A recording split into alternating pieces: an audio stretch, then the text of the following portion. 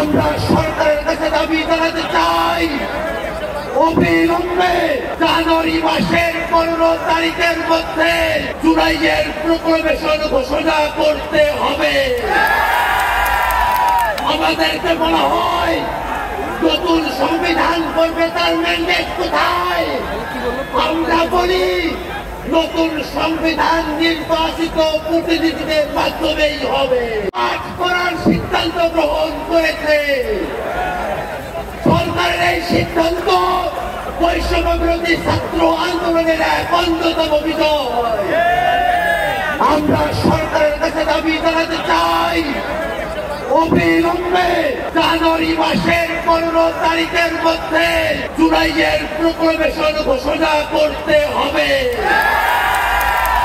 বাংলাদেশের মানুষ এক নতুন সংবিধান প্রত্যাশা করে।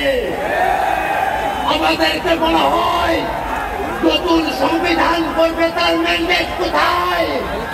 আমরা বলি নতুন সংবিধান নির্বাচিত প্রতিনিধিদের মাধ্যমেই হবে।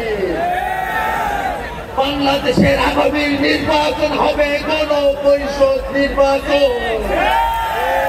এই গণপরিষদ নির্বাচনে যারা জয়ী হবে তারা একই সাথে সংবিধান বিষয়ে সিদ্ধান্ত নেবে, নতুন সংবিধান প্রণয়ন করবে এবং আইনসভার সদস্য হিসাবে ভূমিকা পালন করবে। বাংলাদেশের মানুষের যে চাওয়াগুলো আছে, বিচারের চাওয়া আছে, সংস্কারের চাওয়া আছে, নতুন সংবিধানের চাওয়া আছে, বাংলাদেশের মানুষের প্রত্যেকটা বিষয়ের যে আকাঙ্ক্ষা আছে সেই আকাঙ্ক্ষাকে বাংলাদেশের ছাত্র জনতা অবশ্যই বাস্তবায়ন করিয়ে দিয়ে আসবে। এই বলে আমি আমার বক্তব্য এখানে শেষ করছি। ধন্যবাদ সকলকে।